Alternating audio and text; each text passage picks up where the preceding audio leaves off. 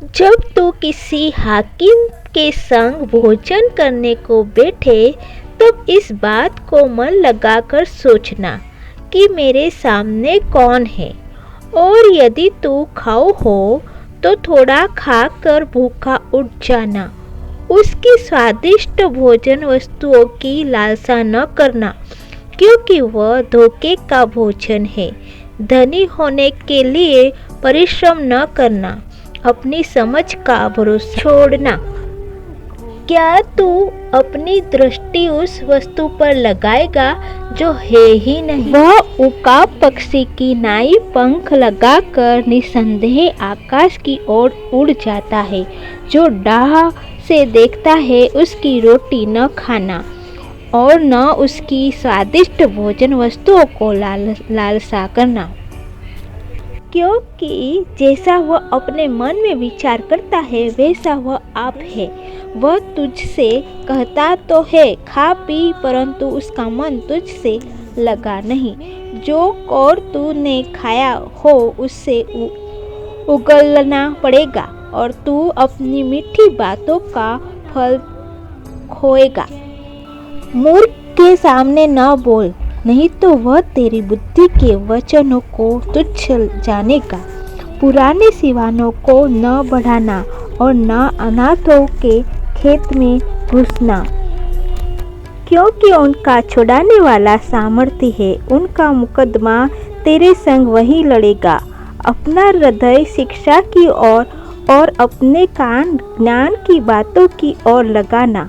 लड़के की ताड़ना न छोड़ना, क्योंकि यदि तू उसको छड़ी से मारे तो वह न मरेगा।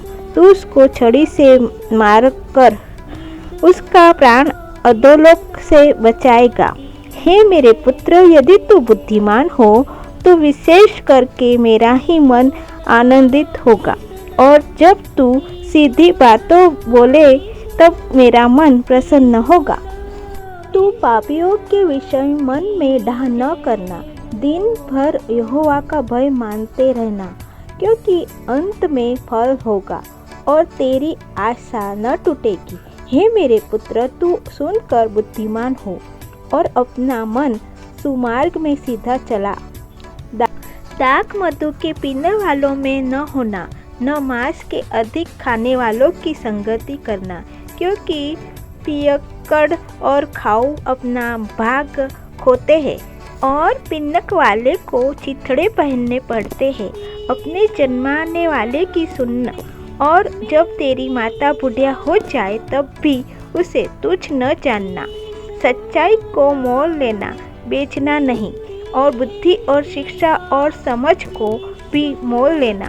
धर्मी का पिता बहुत मगन होता है और बुद्धिमान जन्माने वाला उसके कारण आनंदित होता है।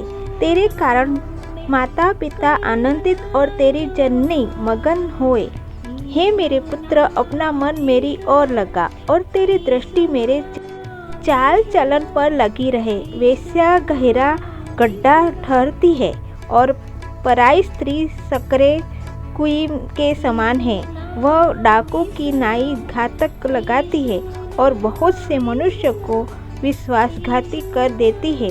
कौन कहता है हाय, कौन कहता है हाय हाय, कौन झगड़े में फंसता है, कौन बक बक करता है। किसके अकारण घाव होते हैं, किसकी आंखें लाल हो जाती है।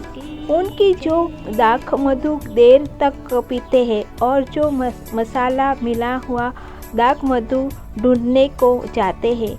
जब दाख मधु लाल दिखाई देता है और कटोरों में उसका सुंदर रंग होता है, और जब वह धार के साथ उंडेला जाता है तब उसको न देखना, क्योंकि अंत में वह सर्प की नाई डसता है और करे के समान काटता है। तू विचित्र वस्तुएं देखेगा और उल्टी सीधी बातें बकता रहेगा, और तू समुद्र के बीच लेटने वाले या मस्तूल के सिरे पर सोने वाले के समान रहेगा। तू कहेगा कि मैंने मार तो खाई परंतु दुखित न हुआ, मैं पीट तो गया परंतु मुझे कुछ सुधि न थी। मैं होश में कब आऊँ? मैं तो फिर मदिरा ढूंढूंगा।